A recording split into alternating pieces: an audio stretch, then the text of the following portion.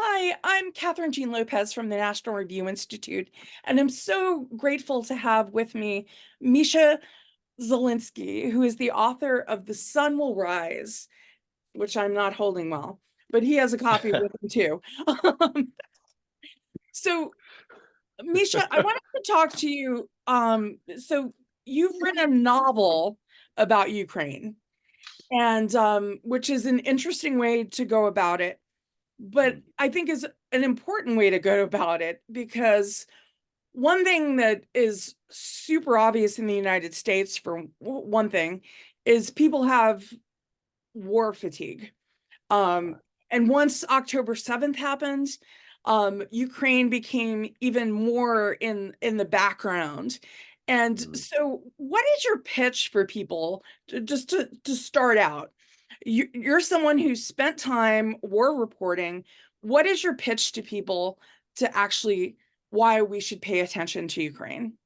Well, it depends on how you define the stakes, right? So, if you classify this conflict as a Eastern European land war between two countries that are very far away from the United States, certainly very far away from Australia, where I am right now, then maybe it doesn't matter so much. But if you believe, as I do, which is that we are 2 years in and we don't know exactly how history will record this, but it will record it one of two ways.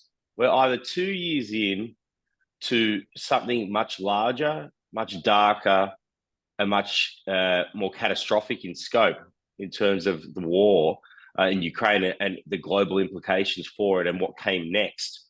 Or history will record this as the moment where Vladimir Putin and the Dictators Club, of which he's one of the chief architects, got out over their skis.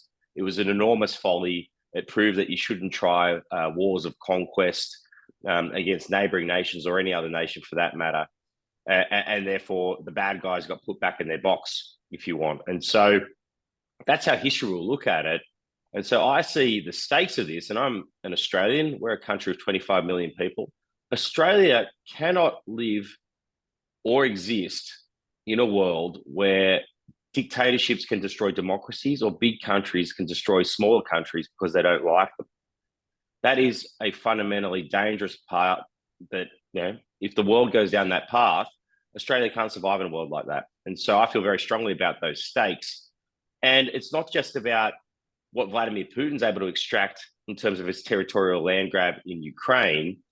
It's about what other dictators might learn from the example. And will they look at this and say, you know what, in the end, democratic unity, for all their talk, it fractures, they don't hang in for the long run, and you can get away with it. Right. And that's sort of where we're getting to now, quite ominously and scarily.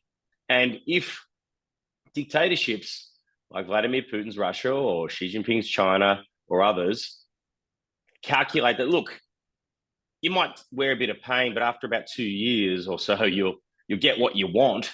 That's a deal that they'll be prepared to strike. And so again, right, it's around what are the lessons we're teaching from the stakes of this struggle. And so then, if you've defined the stakes, to my mind, as existential for democracies, if that we can't have this type of world, once those stakes are defined, you then need to look at what your theory of victory is. And the theory of victory must be the strategic defeat of Vladimir Putin's Russia in Ukraine. Now, what's on the table here is actually the deal of the century. The Ukrainians are saying, look, we'll do the fighting, we'll do the dying, we'll absorb this awful punishment from Vladimir Putin's Russia, one of the most awful regimes, not just in the world right now, but in history, an odious, odious regime. We will knock them over for you. All you got to do is give us the weapons.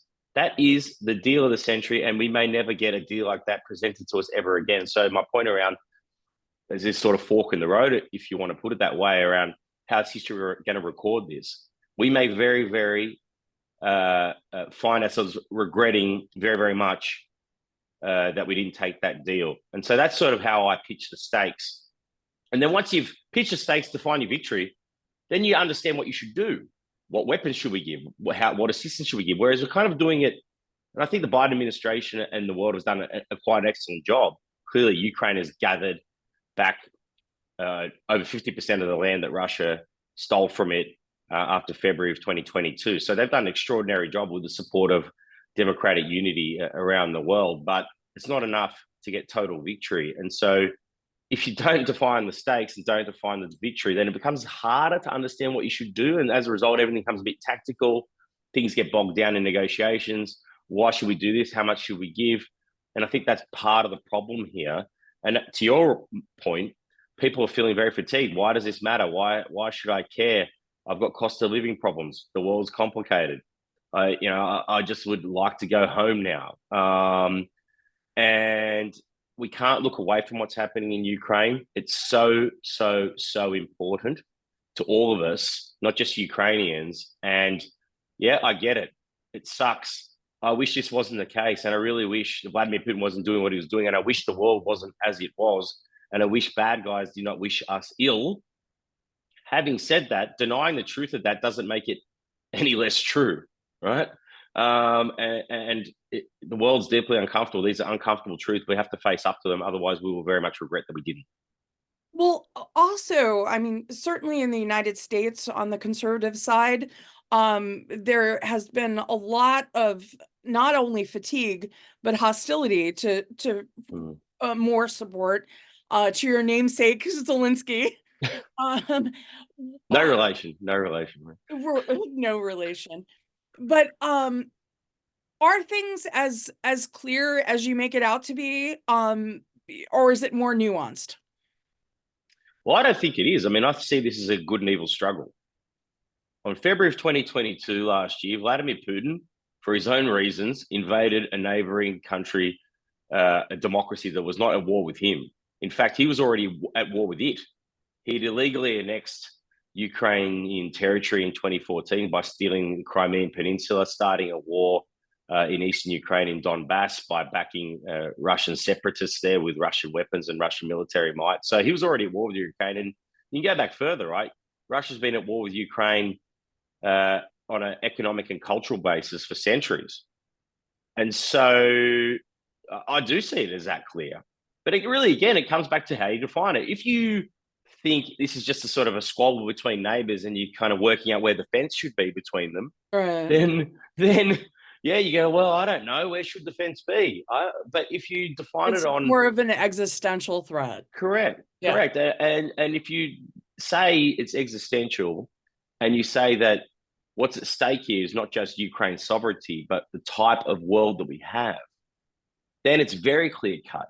And I can't think of a clearer good and evil struggle in my lifetime, certainly. And I think for a very, very long time now, where it's just so obvious who the aggressor is and the things that they are doing in Ukraine, the rapes, the tortures, the abductions of children, the bombing of civilians. This is horrendous stuff, torture chambers.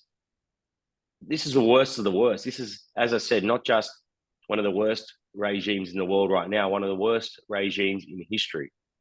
And if we can't, the royal we, Australia, the United States, Europe, every free democracy around the world, in Asia and other parts of the world, can't unite around that concept, then what can we unite around? Right. And what sort of world will we be leaving if we don't?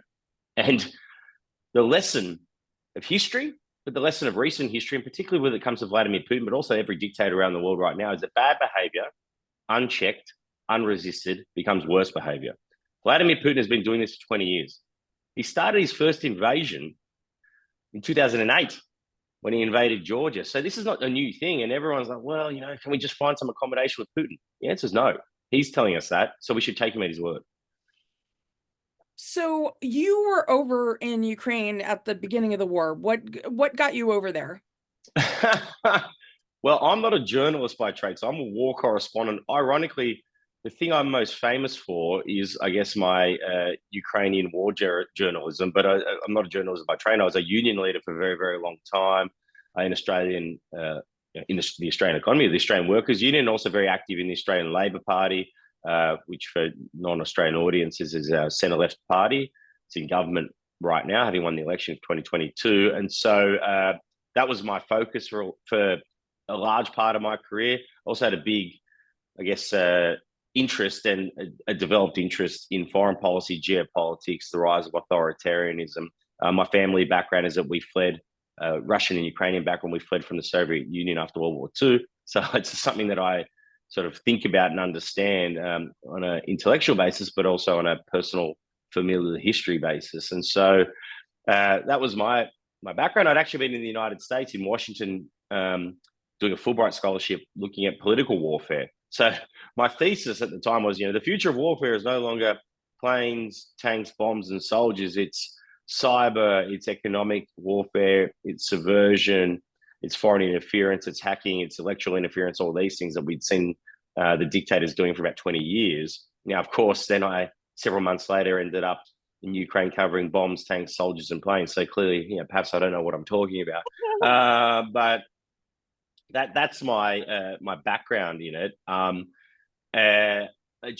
been writing for the paper, the Australian Financial Review, as a columnist. I spoke to the editor. I can speak Russian. I said, "Look, mate, I've just finished my Fulbright. That I'm interested in these issues and questions.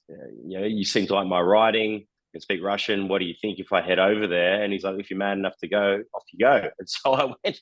And so, how does one become a war correspondent? You spend 20 years grinding it out in a newsroom, hoping for a posting and earning it that way, or you just sort of turn up and start corresponding from a war zone. So I sort of took the latter approach, and I guess the rest is history, for want of a better term or cliche. And what did you find when you were there? What was most what resonated the most? Well, it's impossible not to be touched by what's happened there. This is, as I said, when you look at those macros, we can look at the world on a macro level, and it's a good and evil struggle and these global stakes, etc. But fundamentally, it's people, right? These are ordinary people fighting for their freedom.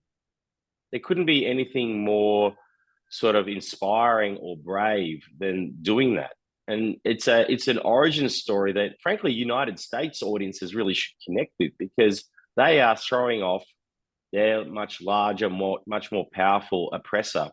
And the United States famously went to war with the British Empire for its independence, and had to earn that independence in blood and struggle. And so that's what the Ukrainians are doing similarly. And so their entire population are going through a crucible moment right now, where they are fighting for their freedom. And so meeting ordinary people as you're going around the place, firstly, it's horrendous. What you see on a daily basis of the carnage and the destruction and the death is awful. Seeing ordinary people fleeing for their lives. At the beginning of the war, I was in Kyiv when the war started. So I arrived in Kyiv a week before the war started. The Russians got within 5 kilometers of my hotel, but at that time, 12 million Ukrainians have been displaced from their homes, rushing westward, either to other parts of Ukraine or into Europe. And so the dislocation of people at the time was just awful to see. But at the same time, it was the bravery and the dignity in those impossible circumstances of school teachers and pharmacists and farmers, ordinary people, cab drivers, getting together and saying, you know what, we're not going to stand for this anymore. We are going to stand up to our historic bully, and we're going to punch him square in the face. And they did it. And you can't be not inspired and touched by that. And I think it's a story that will be profoundly significant in history. And I think that we owe it to Ukrainian bravery to support them in their struggle. And so it's impossible not to be touched by it. I wrote this in my book in the preface, but to spend a week in Ukraine is to fall in love for a lifetime. I've spent, I think, over 6 months of my time there over the last 2 years. You can't not feel connected to that, having been there. And that's what I'm hoping people can do through my book. Well, we had a little book event in Washington, D.C. when you were in the U.S. recently, and someone was talking about a philosophy professor on the front lines, Right. who he knew. I'm so moved by men who, who could get an out because they had enough children, but stayed anyway. No judgment if they left. Families need fathers. But men I've talked to who just felt like they had to stay. Yeah. I'm also moved by the Poles, the Polish people who took so Right. many Ukrainian displaced in, Right. which is something I'm sorry to say, I don't know that Americans would do, on the same level if Yeah. Canada was invaded, There are millions. Yeah, that's right. Yeah, it's Millions of really people that are amazing. are Ukrainian in Poland. You go into Poland right now, and it feels like little Ukraine in some ways, right? So it's extraordinary the assistance that the Polish people have given to Ukrainians next door. But here's the thing, right? They get it. The Right. Poles lived I under the get it. jackboot of the Soviet Union. Right. They understand that Imperial Russia over centuries has invaded not just Ukraine but Poland and other parts of Eastern Europe to stop, the evil uh, Western liberalism making its way to Mother Russia. That's always been the paranoia of the Russian ruling class, and they've used military might to do that. This is just the latest expression of that. And you're right around the heartbreaking stories. Every person I know fighting, their family is either somewhere in the west of Ukraine, or they're in somewhere in Europe or around the world. And one of my good friends, he's an advisor to the government, to Zelensky. He said to me that the one thing he wishes he could get most this Christmas is to hug his daughter. But he said, but the Russians aren't going to allow that, so Mm. she's going to have to wait, and I'm going to have to wait. And those things just touch you a lot. Right at the beginning of the war, I was reporting from where a lot of the refugees were coming into Lviv, and I took a bus out to the Polish border and watching people cross. And I remember very vividly a father putting his daughter and his wife, I presume, on the bus, and then he got off, and he's sort of looking at each other through the glass. And I was on the bus at the time, and the daughter, as the bus is pulling away, she's just saying "Papa, Papa, Papa," and he's like, they're sort of touching through the glass. Yeah, I mean, I don't know what happened to either of those people, right? I don't know if he's fighting and hopefully still alive, or and where they are. But those are events that that's a moment in my life. That's a perpetual piece of history for those people and for the whole country, and it's just impossible not to be moved by that. And such a reminder that, we live in luxury. We're just sitting around talking about these things. We're not Right. having to live it, right? Um, you mentioned, your background in labor unions and politics and study Fulbright. Um, how do you sit down and write a novel? Because I know, I mean, I do political analysis and stuff and Yeah. writing but I could never sit down and write a novel. How do you do that? Oh, well, I mean, other than it's like, how do you ride a bike? You just ride one, right? I mean, what's the old joke that many people think they have a novel in them, and most people should leave it there. Um, so, But I sort of you did paraphrase. it for an important cause. Yeah, I paraphrase that joke, which is that some people can write a book, not many people can write a good book. We'll find which of the two categories I fall into. So that'll be a matter for the public. But look, funnily enough, this book, The Sun Will Rise, it sort of just came out. So I had taken a break from reporting on the conflict and went to the west coast of France, and I'd been thinking about, look, how do you tell what's happening there in a way that people can connect with? And so, you mentioned you're an analysis person. I think it's fair to assume we're both people that think that facts, logic, reason, numbers, argument carries the day. Now, to the extent that that was ever true, that would appear to be not the world that we live in. People Correct. connect with issues. People connect with issues on an emotional basis, but they always have, right? Human history, before we were got good at recording it, it was an oral history, and it was a history told through story, narrative, characters, core truths. And going back to what I was saying around this being a good and evil struggle, I was like, how do people get to the real core of this? What's really happening there? How do we tell this in a way that's compelling? How do we do it in a way that people can connect with? And it just occurred to me as I started writing. I had it in my head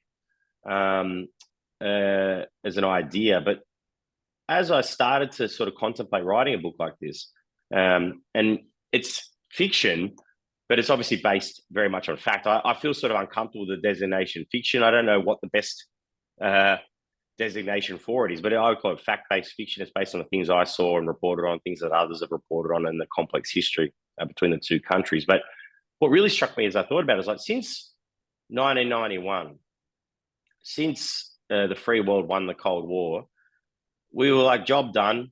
Everyone walked off the field. The ideological stakes have been won, and we no longer need to make the argument. So is it any surprise that 30 years later, we're kind of scratching our heads, to your point, and people going, oh, what does any of this matter? Why should we care? Well, if we stop making the arguments for ourselves and what we believe in, then it's not surprising that people don't understand what those arguments are.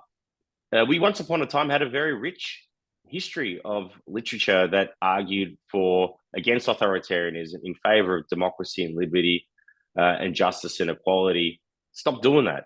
And so some of my favorite authors are those types of writers. And I thought, well, maybe we should have another crack at regenerating that type of literature. And so that's my attempt at it. Now, again, we'll see if it's any good. But that's why I wanted to write it. That's what I've tried to do. And that's what I think, if you connect people to the core truth of something through story and then make them care in the real world, that's the task. And that's what I'm hoping to do. I don't want people to read the book and go, oh, that was very lovely, and then just go back to their day, right? What I'm hoping is I say, you know what, I'm going to call my local politician. I'm going to raise money. I'm going to argue for support to assist the Ukrainians in their struggle, because that's what we must do. And that's what I'm desperately hoping people can, through my book and other stories, try to connect with that. So that's what I tried to do.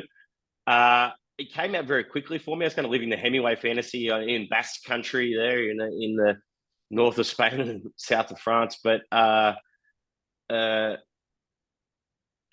it came out quickly in a way that I think was because of the inspiration of what the Ukrainians were doing, not because I'm not sure I could write another book so quickly. But it was just something that spoke to me at the time. And the premise of the book, as you know, is anchored around a nuclear power plant. And again, my point, these things happen. At the start of the war, the Russians rolled into southeastern Ukraine. They got to Zaporizhia and they started firing at Europe's largest nuclear power plant, which to me is wild. The idea that you would shoot at a nuclear power plant and think, well, what could possibly go wrong apart from everything? And so that to me was just crazy. And it showed you it was a sort of a lead indicator of the reckless indifference that the Russian army has had throughout the course of this war and their horrendous approach to the fighting of it. But the thing that stayed with me was that once they occupied Erdogan, which is where the nuclear power plant is, the ZNPP, they took possession of the plant. They said to everyone working there, the Ukrainians working there, they said, look, you guys are going to keep working here. And if you don't, it's going to blow up and we don't really care because it's on your land. And I thought, man, what a diabolical situation to find yourself in. How do you deal with that situation? In that situation, because this book it's about the war, but it's about occupation. It is set in occupied Ukraine. And I was like, okay, so how do you follow through on those orders in the way that clearly you want to prioritize the safety of yourself and the safety of others, but also how do you resist? And within all that, what's collaboration? What's just doing what needs to be done, and which issues should one prioritize? And so, I'm a union leader.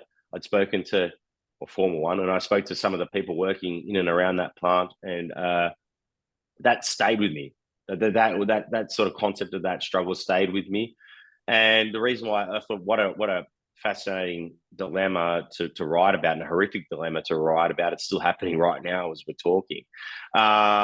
But also the concept of unions and union leader leading that struggle, I think, is an important one, because one of the first things that authoritarians do is they destroy civil society and unions because they're a form of independent organization, independent of government. And so once you've got your hands around the tools of the state, you want to get your hands around the tools of independence. And free and independent trade unions are one of those things. And we know that they don't exist in authoritarian regimes. They're crushed, or they become yellow unions in the sense that they're basically just tools of the government. And when the NED was formed by Reagan during the Reagan era, one of the areas of promotion of democracy, apart from political promotion and others, was trade union solidarity, because it's important. And so that was why my personal experience understanding unionism, the links between unionism and politics. Clearly, the Labor Party was started by my union, the Australian Workers' Union, in 1891 after a major strike that was busted up by the colonial powers at the time, and realizing you got to have political power matched to industrial power, but understanding that the thing that authoritarians fear most is independent thought, independent organization, and independent legitimacy. And trade unions provide that. So that was why I selected that. That was a very long answer to how did I write the book, but that was sort of the thinking behind it. Yeah.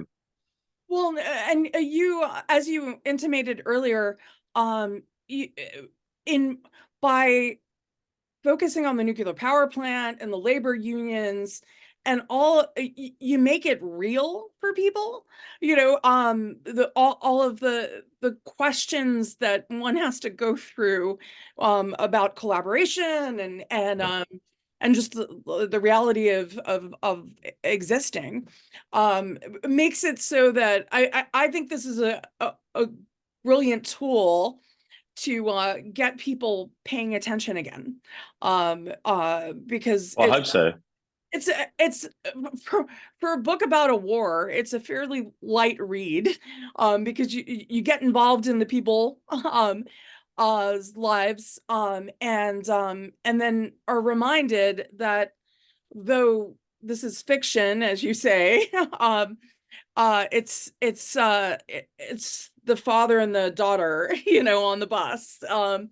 It's real people, who, if we have any sense of morality, we have to pay attention to this.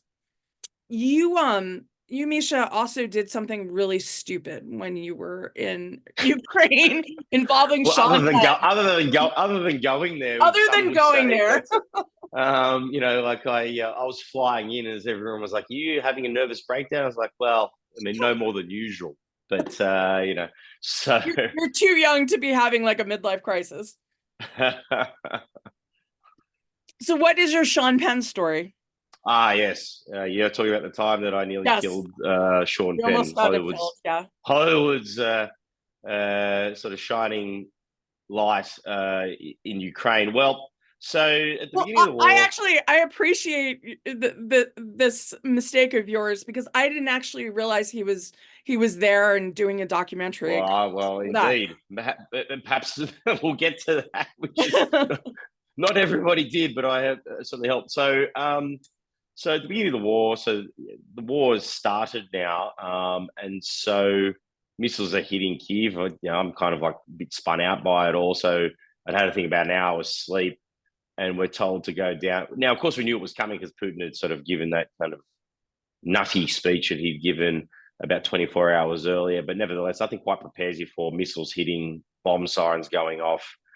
The speaker in the Hyatt Hotel of Kiev saying, "Listen, war has started. We recommend that you leave Kiev, but if you can't, then please come down to the bomb shelter." And so, if you've never been in a bomb shelter before, it's whatever's going, right? It's not like some sort of sophisticated military installation. It was the underground car park of a hotel. So I went down there, and there's one guy drinking coffee out of a large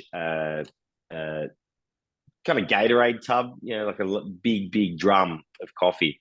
And I walked up behind him, and I just got closer. I looked at him. I was like, recognize him. I was like, said to the person, I was like, Sean Penn, and then so the person nods at me. I was like, man. And so at that point, I actually realized I'd heard that he was in Ukraine making a documentary about Ukraine's struggle against Russian domination. And so I'm like, well, there he is, right? So I said, listen, mate, and anyone knows me, I am the least kind of fascinated by stardom and a selfie grabber. But I said to Sean, I said, listen, mate, literally said, mate, we might die down here. So given that we might, what do you think about a selfie? He sort of chuckled, said, yeah, sure, go ahead. So we took this selfie. I posted it online on Instagram and Twitter. I thought, didn't think too much else of it. I was like, okay, well, there's an artifact, and my phone starts melting down, and thought to myself, I mean, like, obviously I was focused on other things, one or two things going on that apart from this photo that I posted about Sean. But anyway, so eventually I look online. Someone sends to me another journalist friend, said, you better have a look at this. I have a look at these stories, and around the world it's gone viral, and it says Hollywood star geolocated by Australian idiot, like / journalist in Kiev, war bunker. And it was at this point, after the fact, that it occurred to me that on the Russian kill list, and there was a Russian kill list, number one was clearly Volodymyr Zelensky, the Ukrainian president, who's gone on to be a great hero of not just Ukraine, but democracy. But not far below that was Volodymyr Zelensky's very, very close friend, who had actually been hanging out with him only 24 hours before, one Sean Penn. So I had, through my own very helpful stupidity, geolocated for the Russian army, not just for the world's clickbait journalists, but for the Russian army, just where Sean was. And so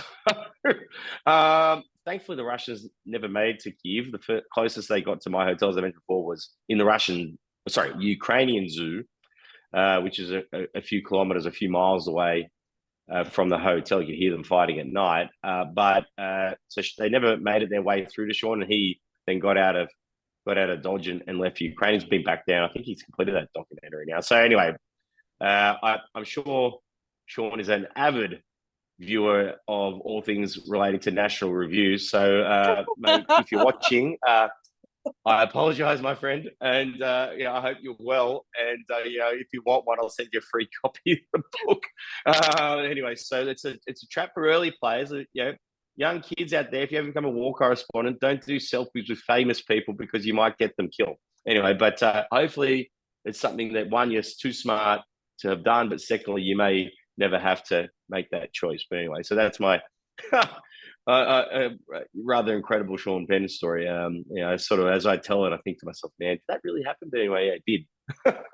Thankfully, happy-ish ending. Happy-ish ending. I'm not sure Sean's the happiest fella, but it's a happy-ish ending. Yeah. So who is the audience for this book? That's a good question. When you write a book, typically, and this is one of the challenges I had with my publishers, who firstly were just horrified at the idea of me writing a fiction novel. They're like, "What are you thinking about? You've got you've now got a reputation in nonfiction. People consider you to be an expert. You have no history writing fiction. You're not doing this." And I was like, "Well, I've written it, so I'm doing it." Right? It was kind of where we got to on it. And so when you would typically put together the pitch, you would say, "Okay, it's for teen audiences or young adult or whomever." The shorter answer, and it's not a great one, again, hence why my publishers were horrified, is that I don't really know. What I am hoping for it's people who like to read, obviously, but people who have an interest and a care for things happening around the world, but don't read perhaps Foreign Affairs or Foreign Policy Magazine or National Review or really heavy reading like that, and think, geez, I feel a bit daunted by all the questions and the issues and the history and the facts and the figures that go into these things to really have an opinion. Or I've become overwhelmed by it and I just don't know what's happening there. So what I'm hoping is it's people who care about the world, but don't have time to be obsessed with it in the way that perhaps you or I are. Right. And so it's an access point. So I'm saying, look, this is not a scary read. You don't need any history of the conflict. In fact, I actually de-identify, whilst it's very clear who Russia is and who Ukraine is in this conflict, I don't call them Russia and Ukraine. I've tried to strip that out because, again, I think it's simpler.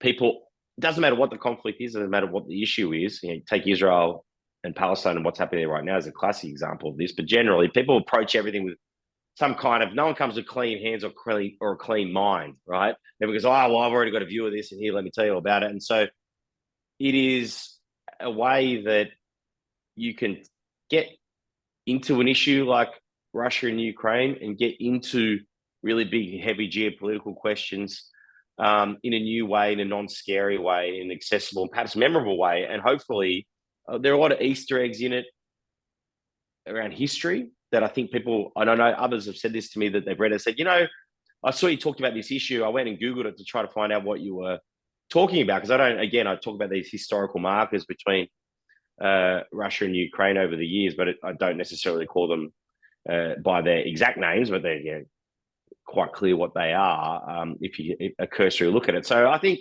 it's that. And it's also, I think, people who do care about these things and are just looking to be re-inspired and to not give up, right? Because it can feel a bit dispiriting. Right? As we're heading to 2024, democracy feels like it's kind of on the ropes right now. It very much feels like that the bad guys are on top, and not just at home, not just abroad, but at home too. Right. And we've been in a 20-year plus, almost quarter of a century democracy recession. The Economist says that there's 24 democracies in the world. So we are an endangered species. Being a democracy is not the natural order of things. It is a fragile and rare thing, not just in the world right now, but throughout human history. They're rare. Now, it's not quite as dire as it was in World War II, as Britain was being bombed relentlessly by the Germans at the beginning of World War II. During the Blitz, there were 12 democracies in the world. That's how dark it got during the darkest hour. We're not quite there yet, but the flashing lights are on. And so as we head into 2024, it feels like democracy could be facing a bit of an existential and an extinction threat. Feels like that. But it doesn't have to be like that. Right. And so the choice is up to us. And so what I'm hoping, people will read a story like mine and might think, you know what, it matters and we can win. And history shows that we win. We have good on our side. We have the right arguments on our side. But it does take standing up. It does mean not just going along with whatever's easier at the time or what's more expedient at the time, or whatever is more politically convenient at the time. It's doing what's right when it's needed. And perhaps for the last 3 decades, those hard choices haven't been there. There's been challenges along the way, no doubt. The threat of Islamic extremism and terrorism after 9/11, economic threats presented after the global financial crisis, ISIS and other things. But this is now, we are into real serious existential threats. Democracies don't have a right to exist just because they're a good idea. They have to be defended, but they also got to be renewed internally. And one of the things I'm very passionate about, I'm a centre-left person, but I believe that democracies around the world, to prosper, they have to deliver at home, right? Geopolitics is a results-driven business. We didn't win the Cold War because people read Jonathan Locke or Jefferson and then read Karl Marx on the one hand and said, I just think the smaller liberals have got the better argument. The freedom is a more compelling story. No, West Berlin was just a better place to live than East Berlin, which is quite a shitty place to live. Part of my Australian French, and so humanity voted with its feet. The results were in, but the results today are not so obvious. And the economic model of Xi Jinping's China, Russia, and others is you can have economic prosperity with domestic fascism, and what it makes the stakes less obvious, because a middle class lifestyle in Beijing can look dangerously close to a middle class lifestyle in the United States or in Australia and other parts of the world. And so people don't quite see it as obviously in the way that they did perhaps during the Cold War. But the stakes are really, really high, because these bad guys and this dictators club don't just want to oppress their own people. They want to destroy democracy and replace it with a world where might is right, and that might will be theirs. And so the choice is ours, really. Like, I really do believe the choice is ours. If we arm Ukraine, Ukraine will win. The bad guys will be back in their box. If we make the right decisions domestically, and I wouldn't want to, as just a humble Aussie who is a dear, dear friend of the United States, if the United States population make the right choices at the next election, and say no to domestic fascism, then freedom and liberty will prevail. But those are choices that we have to make collectively. We can't be passive. There are no easy choices anymore. You've got to make the right choice. The choices are stark, they're hard, they're uncomfortable, but not doing something is a choice as well. And the time for being passive, the time for taking the easy way out, unfortunately, is past us by. We're at a moment in history where it's going to require all the good people, even when we disagree amongst ourselves. And Lord knows I disagree with plenty of people in Australia, around the world, in politics. But I do believe that people of good faith can come together and say, you know what, we might not agree on everything, but we sure as hell agree on the basic principles of freedom, human rights, dignity, the rights to self-determination, the right to self-government, and a freedom from the oppression that Xi Jinping, Vladimir Putin, and others would have for all of us. So that's what I'm hoping through my book. People might feel inspired and say, yeah, it's a dark moment, but we can win if we get together. Well, as you suggested earlier, you and I don't agree on everything. Sure. But that's the beauty of democracy, right? That is. But also the beauty of, like, there are some bottom lines, Right. And one thing that's one of the reasons I'm enthusiastic about your book is because democracy is hard to communicate these days, in part because of people's short attention spans.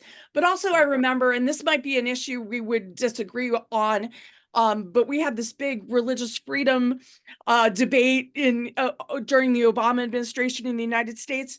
And one thing that I was struck by was the number of people who had, because we've got so many immigrants, had come from countries where governments just mandate stuff, Right. that is against your values, and that's just the way it is. And so even trying to, like, talk about the concept of religious liberty was foreign to a lot of Americans, actually. And so it's a reminder that, and as you were saying, not everyone's going to read National Review or Foreign Affairs, or right.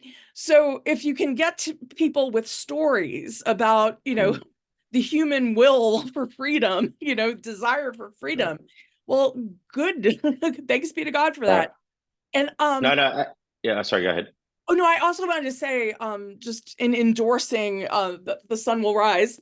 You're not, as you were saying, you're not heavy-handed about it.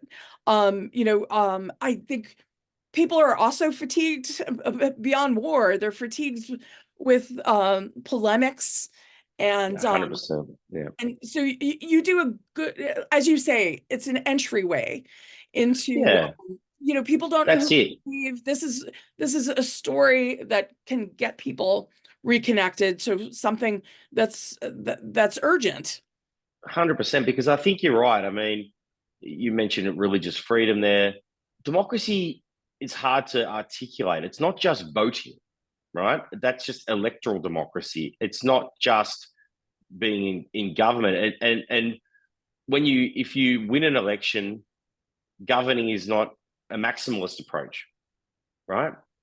Even if you have a thumping victory, you probably got a 54% of the overall vote, which means 46% of the people looked at your name on the ballot and thought, I probably don't agree with that, right? So there's a tension point between having a mandate to do the things that the people have elected you to do, but also respecting the rights of those who didn't vote for you. And also, fundamental, where we've gotten to, and this is one of my great regrets in politics, and this is one of the things I try to live my values. And if you look at the back cover of my book, two of the people that have endorsed it is politically diametrically opposed people that were very lovely enough to give me an endorsement and give me advice over the years. But Wayne Swan, who's the president of the Australian Labor Party, of which I'm a member, he was the deputy prime minister and what we call treasurer, but treasury secretary, you would say, of Australia for many, many, many years, like a Labor icon. gave me an endorsement. And the other was Tony Abbott, who was a conservative prime minister of Australia on the other side, but also a very passionate supporter of Ukraine. And so I try to live my values. And the point I was making through that story is we got to stop treating our political opponents like they are our enemies. Now, look, there are people that are bad people inside of democracies. There are bad people in all countries, right? So I'm not suggesting that, I'm not Pollyanna-ish about this. But you can't assume because someone has a different view to you that is held in bad faith. And that instinct that we have now, and I don't want to both sides things because I think that is a dangerous thing as well, but instinctively people in politics now go, I'm right, you're evil. Right. And if you disagree with me, I'm not just going to assume that you have a different view. I'm going to attack you for it. And I'm also going to assume that your view is not just wrong, and it may be wrong, right? People can have a wrong view held in good faith. Sure. It's the good faith bit that we're just not ascribing to anybody. Right. And look, I've had a career in public politics, in journalism. People beat me up. I'm okay. I'm a big boy. I can handle it. But most people, being attacked is not a pleasant experience. No, if you get attacked by somebody, it just does not go well. And I always joke in unions where I talk about negotiating a bit, as I got quite senior in the union and leading it, I'd say to people, how do you negotiate? And they said, it's gone really badly. I said, what'd you do? And they said, I went in and, we said, if you don't do this, you guys are, criminals and thugs and jerks. I said, so, you walked in, you called the other side an idiot and a jerk and a thug, and it went badly after that. Are you surprised? It all sort of went downhill from there. Like, I do believe, look, I'm a hard negotiator, right? I'm no pushover, but people respond better to honest, direct conversations that are in good faith. And when someone has an opinion different to yours, listen to it, be patient, argue against it, say, okay, that's your opinion. I'm going to try to defeat your opinion in the court of public opinion or through some ballot or however you're going to do it or an argument. But it's that inability to go, no, you're trying to destroy the country with this position. And some people are. But those people, like, the thing is, what's missed in all this is the macro that I described there of this sort of zero-sum approach to politics, this attacking of people. It's very alienating. And what it allows a small cohort of genuinely bad actors to grab onto that feeling of alienation and say, you know what, I'm for you, ignore all these other people, and we're going to crush them together. And when you get into that kind of mindset, that is a dangerous mindset that can be very, very hard to break out of. And so, I try not to be heavy-handed. I do believe the things that I believe, and I believe a lot of the things I believe very vociferously. But I do try to also approach things with an open mind, open heart, and patient approach to argument. It's not just alienating, it's dehumanizing. I mean, that's right. Silly little othering. story. It's the principle of othering, right? Once you start to other people, right. It's a dangerous part to get to. It's what allows any regime that's done very, very ugly and unspeakable things didn't start there. Right. Hitler didn't just roll into Germany and say, listen, let's just start gassing and murdering millions of Jews. It's a slow ratcheting, but it always starts with othering. It says, we're better, we're morally superior, the other side are evil, unhuman against us in some way. And if you approach it like that, if you dehumanize one another, the next place after that gets darker and darker and darker, and it chases itself down in the spiral, and it's very hard to break. And the peculiar thing about politics right now is, you and I have a conversation, and it's fair to say that we're from different parts of the political spectrum, that's completely healthy. People are frustrated about this, but can't break the cycle. Mm-hmm. So I would say to everyone, if you're frustrated by the macro cycle, then break it in your own micro way. Have a conversation like we're having right now, right? Right. There's nothing that's going to happen to you. You're not going to, if you you're not speak going to a conservative anything. person, right? If you're a conservative person, speak to a liberal or a liberal person speaking to a conservative, it's not like it's a vampire sort of story, and they're going to bite you. You're going to come walking out of there, sort of saying, oh, I've now been bitten by the other side, and they've indoctrinated me into their ungodly ways. I mean, you go, okay, I went, yeah, I didn't agree with them, but Paul and Nancy were lovely people, and we caught up, and like just that, Well, is so different. I'm always heartened when someone who disagrees with me says at the end of the conversation, well, I don't agree with you, but you don't seem like you hate me. Oh my goodness. Like if that's But where I we're mean, starting, right? well, that is where we're starting, right? But that assumption is like that is the situation that we're in, That is the situation. and there are so many reasons for that, as we know, economic polarization, social media polarization, all the things, right? But it's the if you're dehumanization that is right, so critical. My silly little story was when Ted Kennedy died, Senator Ted yeah. Kennedy. I was an intern at the Heritage Foundation, not somewhere you hang out. And I would go Well, to I'd go there if they invited me, but I'm not sure that there's an invite coming. maybe But not on this book, but I would go to daily mass, noon mass down the block, and Ted Kennedy would go there, and he was there with his wife Victoria. And one thing I noticed is that he didn't ever go up to communion. And so when he died, I noted that, like, I sensed a humility, right? He didn't agree with everything in the Catholic Church taught, and he seemed to acknowledge that, even though he was going to mass. Oh, well, you can imagine the reaction I got for saying that Ted Kennedy was a human being whose soul I want to pray for, you know? And if we're at that point, we've got a problem. it's wild, right? It's wild. Like I look, I think Teddy Kennedy was like a legend, right? But yeah, like He was a human if you being. can't, right? And foremost. Exactly, right. I mean, this is it. If we can't even agree on our basic humanity and on our basic systems of government, there's no hope. Right, right. But I do think people are yearning for this. Like I don't. It's Yeah. dire, but it's actually not as dire as we think. And the way out is us. Like, Right, right. so if we all, like, everyone's sort of looking for, oh, we need the macro solution. Fix Facebook. What about this? Turn It's much Facebook simpler off. than that. Yeah. Go turn Facebook off. Knock on the door of a neighbor and listen to them tell you something that you think is profoundly nuts. And go, okay, lovely to meet you. Here's some beer or some cookies or what have you. And then when you see them next time, you go, hey mate, how you going? That's it, right? And if everyone does that in a million different ways, life will be a lot better. And that's a kind of all political organizing and all political change starts with individual effort at the local level. And we're only going to look, there are macro things we need to solve. I'm not suggesting that we can't and shouldn't. But if the problem right now is polarization, what's polarization? Polarization is people. Right, right, right.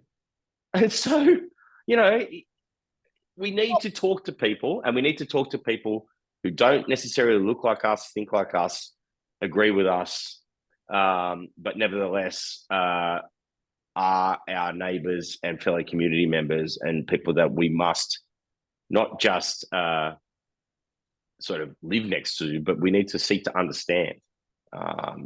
Otherwise, these are the things that civil wars are made of, and these are things that collapse societies. You cannot have a cohesive society with the amount of hostility that we have. Disagreement. I'm not Pollyannish. Anyone knows me and goes, I play politics. I accept it's hard. It's a rough game. I don't think it needs to be a blood sport, though. And it doesn't need to be as hostile and aggressive as it is. And it is just so awful the way that it's practiced, not just by politicians, but by everybody now. It feels like everyone's a political actor and everyone's in this existential good and evil struggle against one another that is not that. Well, and Everyone needs to dial it down just a little bit, right? We also watch politics as if it's a reality TV show, and it's more right than that. And you remind me, the summer that Trump and Hillary Clinton were running for president, I was over in Poland, and every Uber driver said to me, "What are you guys thinking? There have to be better candidates in your country," because the Poles get the seriousness as Ukraine. We need sane democracies, not just Right. democracies, sane democracies. Right. And you remind us of that in this book, The Sun Will Rise. I'm grateful. I'm grateful that you wrote this. I'm grateful for your time. And Thank you. thank you. We'll continue to watch your work, Misha Zelinsky. Thank you for again. Well, no, thank you so much. And look, I always say that Australia is like, if you use a footballing analogy, Australia is like the wide receiver of of team democracy. The United States is the quarterback, and so to the point of being sane, we need a sane, fit, and firing quarterback to win this fight. And so we're with you all, and I hope good people can get together and make sure that politics is, to your point, it's not a TV reality show. It's a serious business, and it should involve serious consideration by serious people of good faith. But thank you so much for having me. Great pleasure. Thank you also to National Review for the event that you hosted for me very generously in Washington. It was a fabulous night, Barry Jackson and yourself. And look, I hope people can buy it, read it, and if you like it and read it, please rate and review it, but share it with somebody else, because we need to spread the word. It's not about selling books for me; it's about selling the message. And it is once again super accessible. So I do encourage people to read it. Well, as an Aussie, I've dumbed it down because as an Aussie, we like to speak very straight, as you might imagine. And so you wouldn't read this book and not understand what it's about, I would hope. Right, right. Definitely. Thanks Thank again. you. The book is The Sun Will Rise by Misha Zelinsky. Thank you.